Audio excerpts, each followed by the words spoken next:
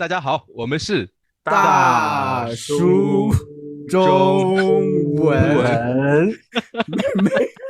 没有一些为什么大陆中文？我觉得我们到第100集还是没有什么默契。没有默契，没有默契是我们的标志，对，特色，因为我们不是小伙中文，我们是大叔中文，所以对对老了慢一点点。灿叔和茶叔，你们对可人老师的印象怎么样？你都不先介绍一下吗？可能有些人根本不知道可人老师是谁呀。应该没有可人老师人不认识可自我人老师吧介绍一。下吧，先。大家觉得他是谁？他是谁？我自我介绍啊。嗯好，我嗯是一个土生土长的中国人。我在美国的初中、高中、孔子学院还有国防部都教过中文，但是呢，现在我开始自己教中文了，因为我觉得自己教中文比较好玩，所以呢，我的中文频道叫 Unconventional Chinese。如果大家想要学 Unconventional Chinese，你可以来我的频道。我其实对可人老师这个人特别感兴趣，不是这方面的感兴趣，我就觉得想看一下你究竟是一个怎样的人，因为很多人说一个人的人生啊，在童年的时候就决定了。不知道可人老师愿不愿意分享一下童年的一些经历？可以。Richard 老师，茶叔跟我说要聊童年的时候，我有一种不祥的预感，我觉得我的童年好悲惨。可能老师当我跟可能老师说要聊童年的时候，可能老师就是很不想提的感觉，然后不晓得为什么，可能他的童年很坎坷还是怎么样，所以就更引起我们的好奇心，更想知道为什么你不是很想聊你的童年，然后是怎么样的童年塑造了这样一个现在的一个可能唯一的个性这么奔放自由，对，很有特点。所以就更让我们好奇了。很多人问过我这个问题，但是童年吗 ？OK， 童年你不是很想谈吗？你爸爸妈妈给你什么样的教育造成了今天诡异的你？所以可人老师的成长经历是怎么样的？就我很小的时候，我觉得我爸爸妈妈不是很成熟，所以他们离了3次婚，结果又复了2次婚。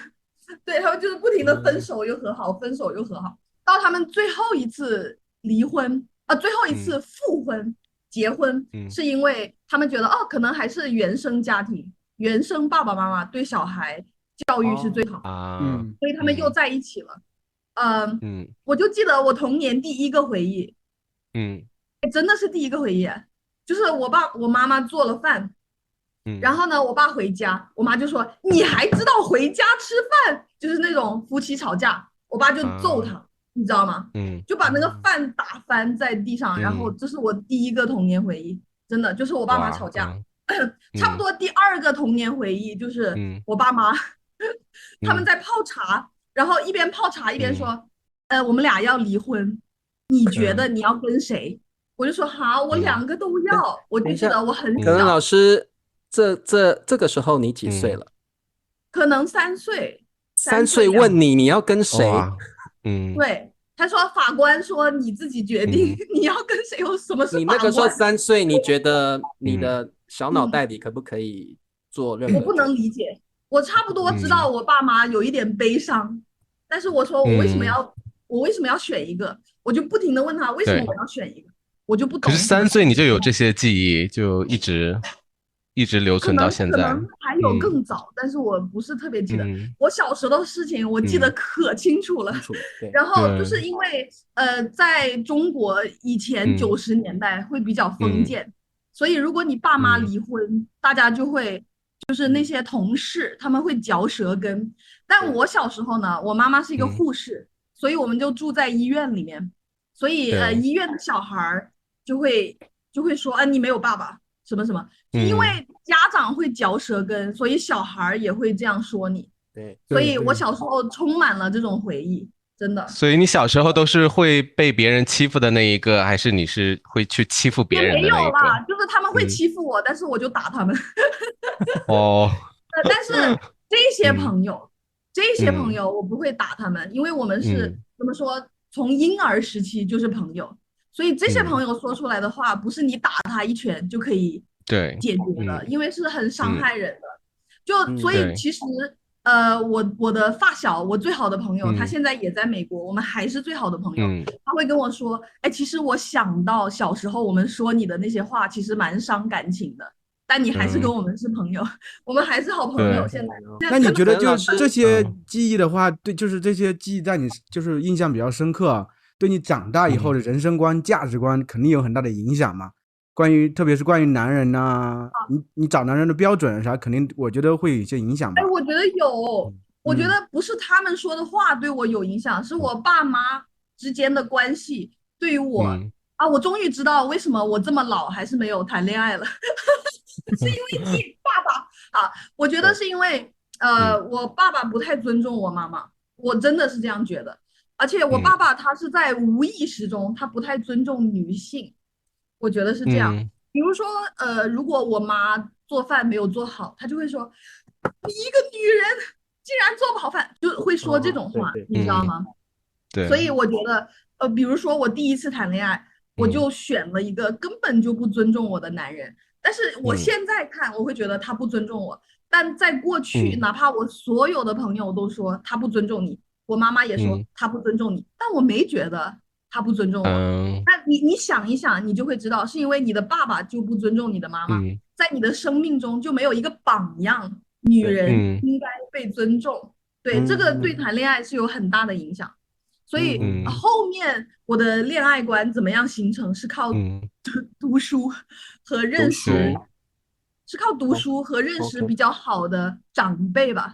这些长辈会比如说教授啊、老师啊、老板啊，他们会告诉我，哎，应该这样做，应该这样做，我就会觉得哦，对哦，所以是靠这些人帮我矫正过来的。那我感觉你其实是自己把自己救了，按道理你就是你这个从小的环境，我觉得有点恶劣，真的，可能的话很容易形成就是相对比较怯懦的性格，就不敢去。是吗？对，因为可能老师你的环境会可能有2条路，第一个就是你可能开始封闭自我，然后不相信爱情，不相信感情。另外一种模式会，但是你变得很强大，现在。但是另外一个路子就是你会去克服这样的观念，然后去突破，去思考为什么我要像他们那样，为什么我不能？我朋友的爸爸也这样说，我朋友的爸爸说，你竟然没有堕落。对，可能老师，你的意思是你小时候是跟妈妈了吗？你爸妈离婚之后，所以你在妈妈的医院。我先是跟我爸爸，我爸就很不会带孩子，对，他就是军事化的管理，每天洗澡他不给我热水，他就逼我在冷水下面这样冲一个3岁的小孩，然后每天孩子也做惨叫，你知道吗？我爸就是很恐怖。后来我妈妈就说，不如看不下你别带去了是吗？我来带。但是后面很快他们就复婚了。有没有可能是因为你的原因，他们觉得要复婚？我觉得他们是有相爱的。我觉得我妈妈和我爸爸不是很成熟在谈恋爱方面，但不管怎么样吧，最后我妈肯定是为了我跟我爸复婚的。对，那后来就一直在一起了是吧？就一直在一起，直到2013年我爸爸去世了，他们都一直在一起。你爸爸你爸爸去世了。他们复婚以后在一起以后，会给你一个更好的成长环境吗？还是他们还吵架？他们最后一次复婚，这是你逃离中国的原因吧？有可能你逃离中国的原因。他们最后一次复婚是我初中，我妈妈跟我说，哎，我要跟你爸爸复婚了，她很开心。我说哈，你还不趁你现在漂亮找一个好男人，你还要跟他复婚？可能你是不支持他们再复婚的吗？为什么？我不支持，因为我爸不尊重女性，他跟他在一起，你作为他的家人很惨的，每天在家里有很多负能量，就是没一个好脸，总是在抱怨，然后我做数学不会他也打我，我来月经了床上有血他也打我，就我不喜欢。我觉得他是一个怎么说呢，比较简单粗暴的人，他就是很善良，但是没有什么教育技巧。可是初中的时候你已经大了，我觉得你妈妈也不需要再以你为照顾你为一个考量，然后再和你的爸爸再复婚。不，我妈妈很在乎我的教育，就我小时候学嗯跳舞啊，学画画呀，学嗯书法呀，都是我妈妈说不行，你一定要嗯学兴趣爱好。我爸爸就觉得啊，你为什么要嗯，花这个钱呢？我们省下来对，炒股不好吗？嗯就是我嗯。我妈跟我爸完全不一样，我妈非可以，可是离开常重视。你爸爸，你妈妈完全可以继续她的做法，然后给你提供好的教育。为什么对啊，一定要？就是我妈妈嗯跟我爸爸复婚以后，我爸一分钱嗯都不给我。我爸爸就是他所有的钱，他嗯赚更多钱，他是一个工程师，但他会把钱嗯给乡下爷爷奶奶、叔叔、哦，嗯姑姑，老家，但他不会把钱给嗯我们。他跟我这样说：嗯“哎，我的爸爸妈妈嗯，那个才是我的家，你们不是我的家。”他就这样说我。就哇，我从小嗯到大，就是我妈把我抚养大，我嗯爸一分钱没给。嗯我爸不但一分钱没给，他还要骗嗯我，把我的每年的零花钱、红包钱啊骗走去炒股。他说：哦，“哎，我会给你利嗯息。”到他死了嗯都没了，都没有把利息给我。嗯，对，我爸就是一个对，非常小嗯气的人。对那就是对，不管这嗯些，就是你诉说这些事情哈，其实我就觉得，在你内心深处的话，你对你爸是一个怎样的情感嗯就是交叉，交叉？又爱又嗯恨。我爱我爸爸，嗯为对，什么呢？嗯嗯，因为我爸很爱我嘛，这不用说了，他是爱我，但他想要一个男孩儿，我觉得哈，他不承认，嗯但是我觉得他想要一个男孩儿。我跟我嗯爸会促膝长谈，就到了晚上，我妈已经睡哦，觉了，嗯我们会聊人生啊，聊哲学啊，嗯聊男孩儿，我们什么都可以聊，所以是很矛盾的。就听起嗯来你应该跟你爸爸关系不好，但是我们又是很矛盾的那种。然后我记得我小时候，我想要嗯考那个中山大学，嗯哎呦我的妈呀，我爸爸妈妈就没有一个人相信我，就说，哎，你不要考中山大学，嗯你考深圳职业技术学院就可以了。嗯哼，我气啊，死我了，我说至少我嗯考个华南师范大嗯学吧，以后我想当嗯老师。对，他们就说你考不你起的，考不上的，嗯你不要这么累呀、女孩子那么嗯累干嘛？你去哦，OK，学一下修嗯。汽车呀，你去修汽车学一下不累吗？女孩子怎么修汽车？可是死我。中中国大部分的家长还是希望孩子能去大学，如果跟对啊，技校相比的话，对啊，就对，好歹你告诉我嗯上深圳大学，他让我上嗯深圳职业技术嗯学院，然后我爸就嗯说，哎，你不用上深圳大学，你不用嗯上华南师范大学，因为你嗯上了你也找不到工作呀，你性格那么嗯差。他每天嗯，就是很担心是我，根是因为本也不是他们想把我你留在身边吗？然后不想是让你去远不是的地方？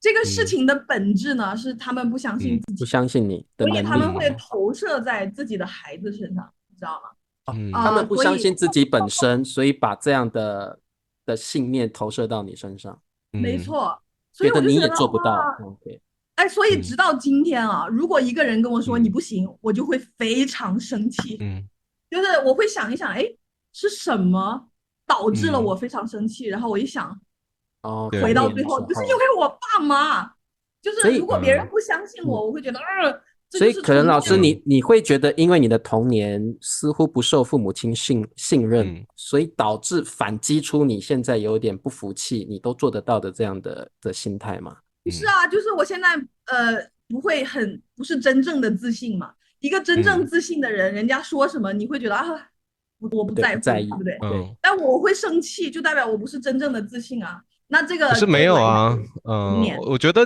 你给我的感觉就是说，就是没有人可以惹得了你，你完全就是什么都不怕的，我就感可能老师觉在你现在放箭在打破这个，变数的这个想法，哎，我觉得每一个带刺的人呢、他背后嗯一定有不幸的童年，嗯也不是不幸吧，嗯就是嗯我要看很多书，学习很嗯多心理学来帮助自己成长。如果我不意嗯识到，为什么我的潜意识是这个样子的，嗯那我会不会活得很痛苦或者很失败？一定会的。嗯我觉得，嗯我觉得如果人不认识到自己内心潜意识的想法，你就嗯会跟着潜意识走，做出一些很自我毁灭的决定，然后你还嗯以为这个就是命运，不是命运。嗯，你追根溯源，肯定是你的童年。那可能老师问一下你是不是一个成天会想很多的人？因为我看你这块啊，有个印比较深，对对，面相开始会比较深，不是面相，就感这样的人成天皱眉头，会有一个印。对。哎，我妈妈每天都跟我说，我妈妈每天说，你知道吗？你这个地方啊有川字皱纹，就是因为你总是皱眉。你说话就说话，你为什么要皱眉？我会，但是后来我想一下，我为什么皱眉？我觉得是不是因为这里有压力啊，所以你就忍不住的去皱眉？我不知道，我感觉心里有事儿才会皱眉头，才会想呀。可能是想很多的人也有呢。我就觉得好像也挺明显的。他说不止川字了，你是2个川字。我抬头纹呢，你看，我老了。可能老师，你是一个想很多的人吗？对，主要是这点。我不知道我觉得他想的不多呢。你未必哦。如果你问我你想的多，我会觉得我想的不多，但我每天晚上我都失眠。但如果你问我你为什么失眠，你是不是压力大？我觉得我没有什么压力，所以可能潜意识里面我压力是大的，但是表面上我没有感觉到，可能是这样。它会，你看会体现出来嘛？比如说你喜欢皱眉，你晚上睡不着。可能老师，你晚上睡不着，其实你觉得你没有在想什么？好像晚上睡不着都在想怎么样报复前男友吧。不，我没有。我晚上为什么睡不着？因为我必须要听有声书或者是听 YouTube，我才可以睡着。然后有的时候听到激动，你就会拿起你的手机这样看。然后我觉得这些蓝光会影响你的睡眠质量。我觉得会。脑子太兴奋了，就是你没有从那里抽离出来，就睡不着。没错，我觉得应该听一些舒缓的音乐，帮助我睡觉。其实我刚才你讲述的童年的时候，有一点啊，就是你说你其实父母会打击你、打压你。对。但我是觉得这个打击打压，它是不是纯粹只是打击打压你，也有没有一定的开玩笑的成分？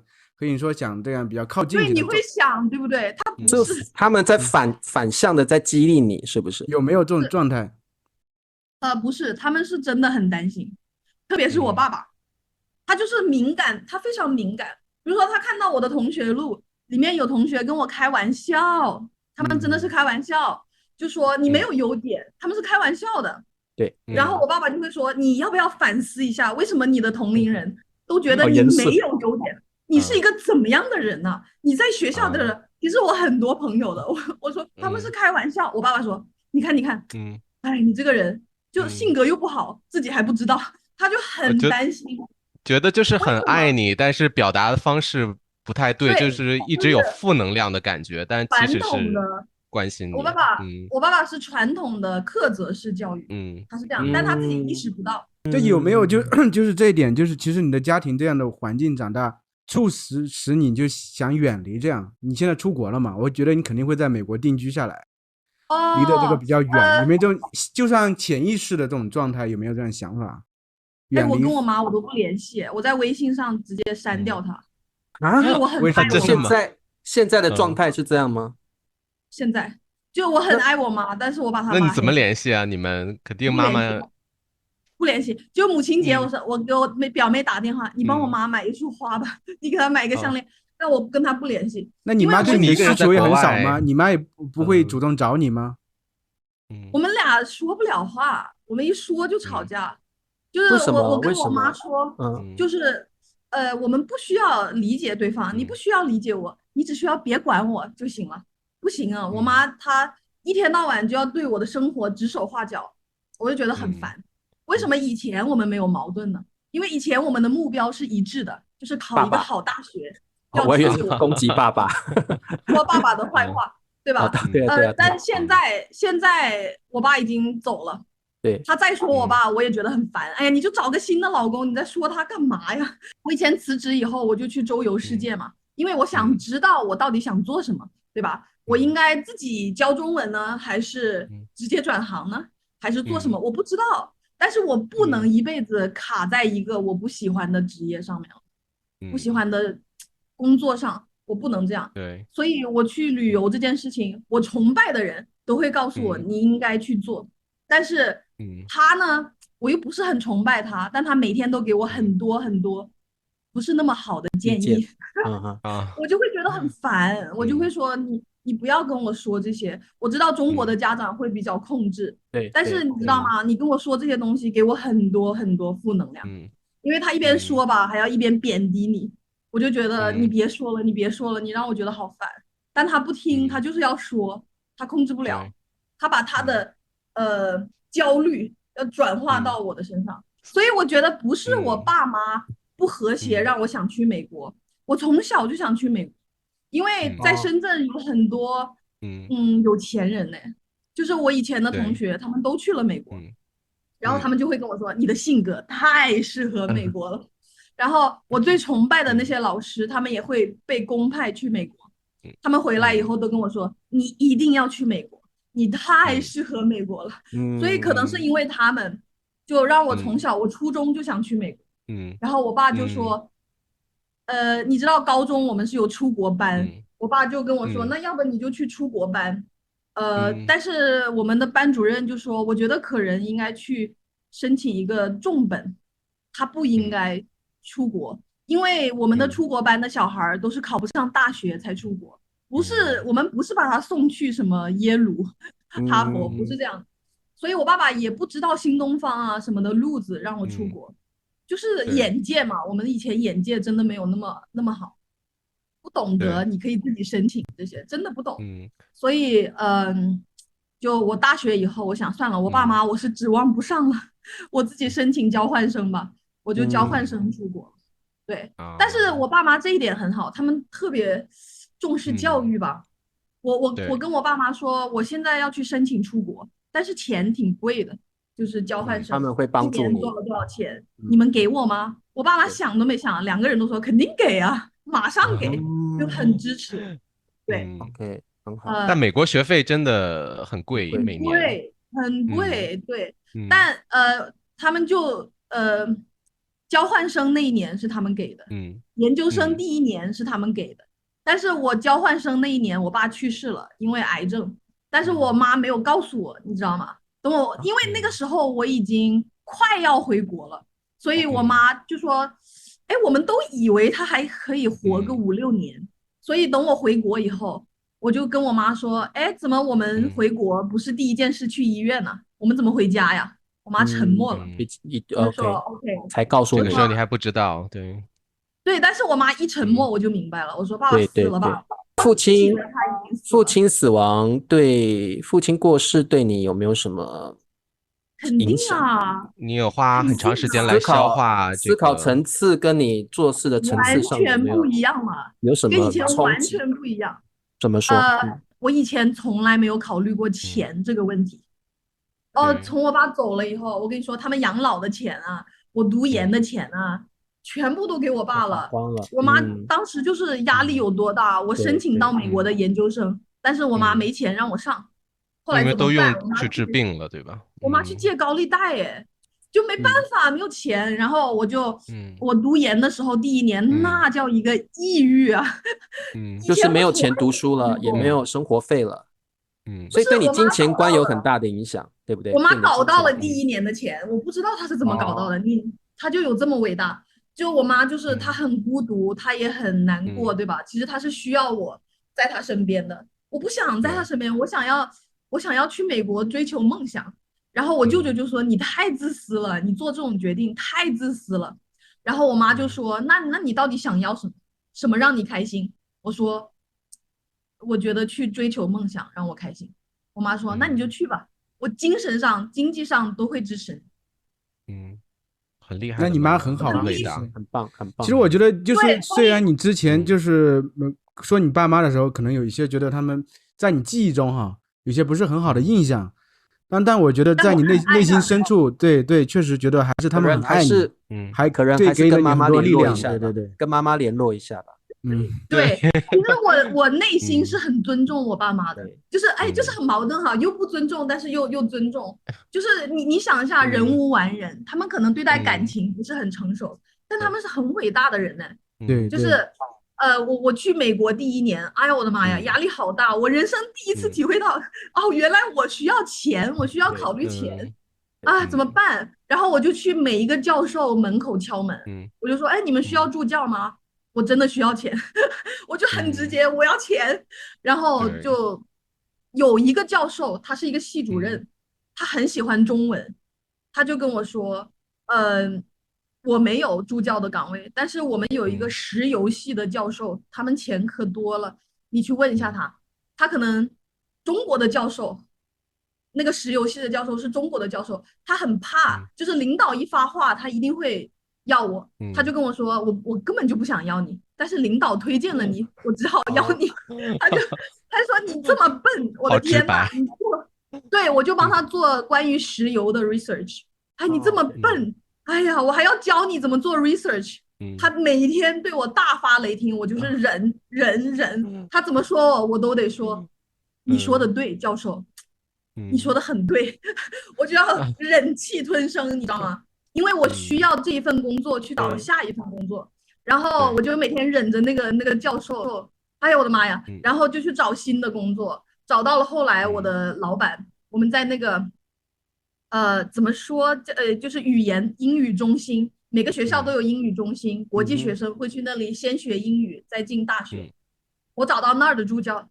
哎呀，我可开心了！那里的同事啊、老板都超喜欢我，我也超喜欢他们。所以后面几年我的学费就是奖学金，就没有要我妈给我钱了。那我就想问一下，就是你感觉哈，你自己更像自己的爸爸，还是更像妈妈？你的行为方式啊，你更像妈妈。跟我妈一模一样，就是那种说话不经过大脑，然后很刚那种，很像我妈妈。我像我爸爸可能还。我很乐观，性格很活泼，说话不经过大脑，很像我妈妈。我爸爸就是那种，深思熟虑，理科男，理科特别好，智商比较高，情商比较低。我爸是那种。你的目标，我觉得我从认识你到现在，我觉得你不断的在变化，不断的在真的转移地方，不断的在变化思想。不断在内省，或者是用外部旅行的方式去追寻，我觉得你一直都在追寻目标，就是说，但是你到底找到自己的目标没有？我没有问你的目标是什么，但是你觉得你会找到你的目标吗？人生这样追寻？哎，我这样跟你说吧，我人生所有的目标，以前想要的都已经达到，现在我又有新的目标，而且我觉得一定会达到。所以可能老师，你的目标是不断在更新的，不断在 update。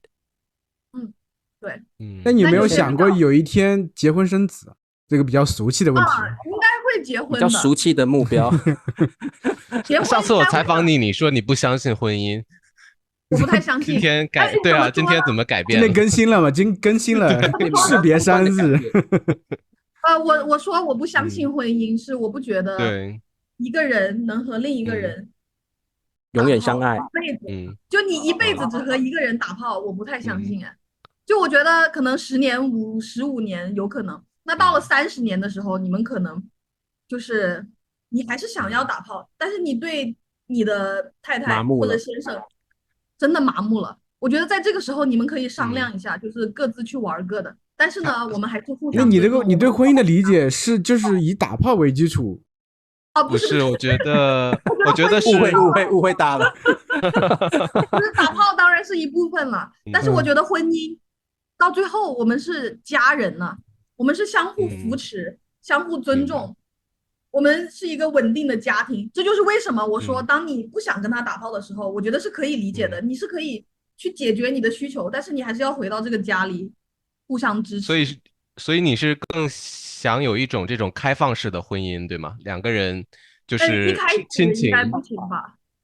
开始是爱情，但是爱情变成亲情以后，你们会选择通过这个开放式的婚姻来保证。我不知道，说实话，我不知道。就是你让我现在开放式，肯定不可能，肯定会嫉妒什么的。我觉得就是可人老师会触碰一些就是敏感的话题，而且你会真的把你的想法表达出来，就是做成视频。可能一些中文老师可能会回避一下，或者是看到很多这种键盘侠喷子之后，我们就这个。我跟你说，我的 Instagram 每天在后台提醒我，你的账号就要快被我们取消了，因为我每天都说一些很刚的话，所以现在算了，以后我要是说很敏感的话题，我要打码，不可以直接说出来。还有我现在看到喷子，我不喷他们，我直接拉黑。我每天都起码block20几个人，就看到他说这些，他就是想要你生气，然后你就骂他，然后 Instagram 就要取消我的账号，哎，我不跟你吵了，我就把你拉黑。那其实不是你的话题，是你这个行为嘛？拉黑很多人可能受不了，或者举报你也有可能。那他就举报呗，我还是要拉黑他。对，我的账号应该是常常被举报，然后他们还要跑到我的 Facebook 去留一个很差的那个什么 review， 说啊这个老师很烂，对，就很所以可人老师这个其实我觉得不止中国啦，我觉得美国有时候美国人也会选择倾向性的资讯去吸收嘛。那我觉得可人老师，我想问你，就是说，比如说在 Instagram 有很多很劲爆的话题或很特别的想法，你是真的想要诉说这样的心情，还是一个商业上的策略？你觉得是？哎，我跟你说，我之前不是意识到我的性格可以赚钱吗？对，所以我发现，你知道吗？从我初中开始，到我后面在每一个学校教书，我所有的同学、学生都跟我说：“老师，你应该去讲脱口秀，你太好笑了。”所以我就想，对啊，为什么我不讲脱口秀？如果这些话题我每天已经在说，让我身边的人笑，为什么我不让更多的人笑？所以我平时是怎么说话的，我就在视频里这样录下来，而且我不会打草稿，哎，我就拿起我的手机就开始说，然后就变成了这些视频。你可以说是一个商业策略吧，因为我在 monetize my personality，但是也没有计划。它不是一个我们看一下大数据在做这个视频，就是我想说什么就说什么。就社交媒体还是符合的，最主要一点就是做自己嘛，你把自己这个性格放大，对，让人感受到喜欢你的人自然喜欢你，不喜欢你他就走了。对，一样的，对，一样的词你让我们3个说，肯定我们说不出来，我觉得我们说不出来，就怪怪的做出来。我们说得出来，但是没有办法变成钱，没有办法。对，对，就是我会写好台词，然后给我的老师去演，因为我想要推广他们，他们演出来就很诡异，你知道吗？不一样，感觉不出来。上一个视频那个燕老师做的视频是我写给他的，他就演出来了。就有的台词那个特别棒，那个我有看了，很好玩。对，但那个剧本是你写的啊？对，但如果是我会完全不一样的演出来，所以有时候也要看那个化学反应吧。是的，你的那个一个眼神有时候就有很多那个戏在里面。但是可能老师，我很认同你的想法，就是性格赚钱论，我觉得这个是很有意思的。因为现在在社群媒体已经不是努力赚钱论了，我觉得这么多竞争底下，你没有一个噱头，你没有一个独特的性格，你没有一个特别的话题，你根本在这么茫茫人海中，别人是看不到你的。所以我蛮认同性格赚钱论的。所以如果我觉得很多观众啊有那种很特别的性格，我觉得其实是可以，当然不是是以不危害人为基本，我觉得是可以让它变成赚钱的一种媒介。咱们聊童年怎么就聊了这么多？对啊，太能聊了。从童年其实都有关系的呀，因为我觉得童年对整个人的人生确实有很大的影响。是的，所以我们其实从童年辐射到后面，看可人的人生后面人生是怎么样的，反倒关照一下童年这些经历，到底对他造成哪些影响？对啊，那你们觉得你们最后理解一些了？你们可以帮我分析一下我童年的经历影响到我今天的什么了？我觉得对你的婚恋观呢，肯定都有影响。对，很大影响。对，比如说你说你前几个男友都比你大很多岁，我觉得可能是父爱的这边缺失，有一些缺失。然后你很讨厌小气的男朋友，对，因为你爸很小气，对不对？所以这其实对你的感情观很大的影响。对，还有金钱观，因为你上学的时候你那个遇到爸爸这个事情，所以那个时候你在美国又很需要钱，所以我现在理解了你有一些视频，你就说最重要的是赚钱 ，Money is everything， 对不对？赚钱超重要，好不好？我觉得我不够有安全感，但是就是自信这个还是迷之自信，我爸怎么打压也没打压成功。那这应该是你性格本身就有的东西，我觉得是你妈遗传给你的，估计是。对对，我嗯，妈是也可能是你，也可能是父母告诉你不行，你不行，然后你可能想要反抗一下，更证明一下你争一可以的。口气，对不对啊？对，是有这种。如果别人告诉我你做这个事儿你不行，那我一定要行。就是对跟前途有关的，我一定要行。其实我之前看心理学东西就是这样，就是父母假如对孩子就是子女打压的比较大的话，一般情况就两种情况，一种情况就特别的沉闷了，就觉得我什么都不行，我就摆烂了，我不管了，我就这样了。另外一种就是我一定要反抗，我一定要做给你看，让你明白我行，我一辈子的目标就要表现给你看，我一定行。对，我觉得可能有一定的因素可能是这样，还有性格的因素叠加在一块儿，有可能是这种状态。对，好喜欢今天这期啊，因为就是感觉更多方位的来了解可人老师。谢谢大家，让我了解了你。其实可人老师，我们3个心理医生在这边可人老师其实问问题。因为其实我在油管有很多学生嘛，其实他们都私下告诉我，他们的偶像就是可人老师。为什么？然后包括我那个学生那个矮大王，他也很喜欢你的性格。然后所以可能老师，我要告诉你的就是说，有时候你选择做自己，或者是发布了一些比较新观念、新想法的东西，其实是对很多学生会产生很大的影响。很多学生其实是抱持着这个比较保守的观念或传统文化的影响。但是你给他们一个另外反思的路，我觉得这个很重要，因为尤其是女性，在很多国家，他们的思想是不得开放的，他们必须自己也认为好像应该要限缩自己的想法，但是你给他们一种另外反思的路，我觉得这个是很重要，因为很多同学真的私下跟我说，他们的偶像就是你，偶像也太夸张了吧？真的，我是说实话。因为你让他们知道女性是可以有不同的观点，女性是可以发表意见的，女性的力量我能感觉出来。其实可人老师从第一个这个短视频就是转变风格之后，短视频我乍眼一看，我觉得你这个就是像人生导师一样，我还给你留言了，我当时说mentor， 对。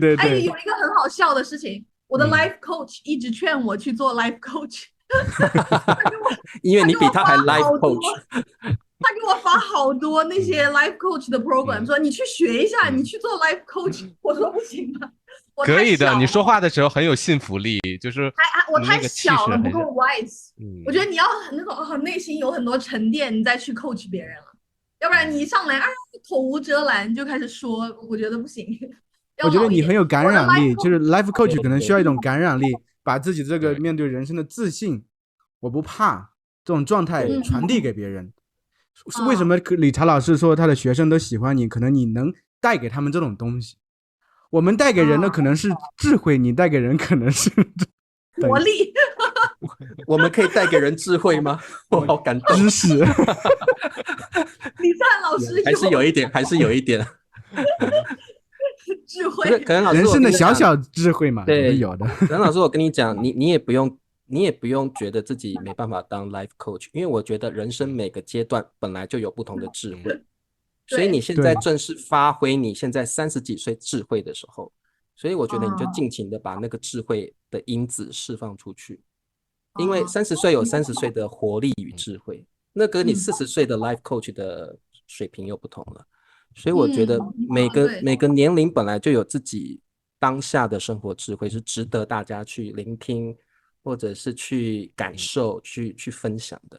所以我觉得可能老师，为什么你要出国，为什么你要去旅行，为什么你要转变，为什么你不相信别人限缩你的话，我觉得就是你正在努力的发挥你这个年龄层的智慧，但是很多人没有发觉到自己有这方面的智慧，所以你是可以把这样的特质告诉大家，你有的，你不是没有的。 对，我觉得每个人都有，他就是在你心里。对，可是有的人是把自己的这样的智慧关在自己的心房里面，蒙住了，对，关在自己的心里面了，他需要有人帮他开。对，以前在中国，我告诉我的朋友们，你要探索内心，他们说这有什么好探索的，我还不懂我吗？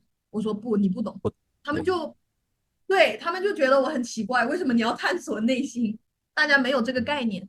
其实那天笨火说，可人老师可能说到童年会觉得很悲惨啊，但我觉得其实我没有说这个，但是我他可能比较悲惨，他确实有一个比较悲惨，他觉得相对比较悲惨的童年吧。但我觉得今天从可人老师这些话来感受啊，他其实已经走出那些不好的东西、不好的状态，他一直在往前。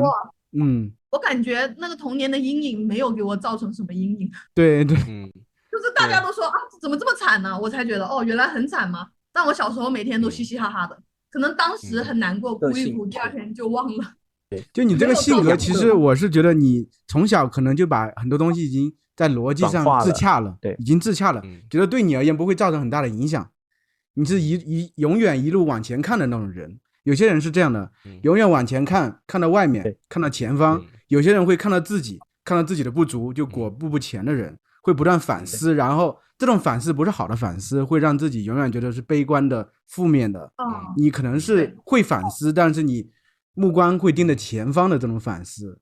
我觉得可能你从小这种性格，面对一些不好的事情，大大咧咧呀，对，大大咧咧，大大咧咧，对，这种性格是比较好的。我觉得面对人生的苦难啥都比较好，也是养分啦。可能老师童年比较不顺遂，但是也是日后人生的养分了。再给你们讲一个童年的故事。我小时候画素描很厉害，然后有一天呢，我和那帮小朋友去花园里面写生，然后有一个老爷爷带着他的孙女在我的后面，就说：“哎，你看这个小姐姐，她画的太好了。”他就一直夸，一直夸，一直夸。我旁边那个女孩就生气了，他就说：“你画的好有什么用啊？你爸又不要你，你是个孤儿。”就小孩就能有这么毒啊？对，那个小孩是我们整个医院里面最聪明的小孩，但是从那一刻开始，我可能只有3年级、2年级，从那一刻开始，我就知道这个女孩以后不会幸福的。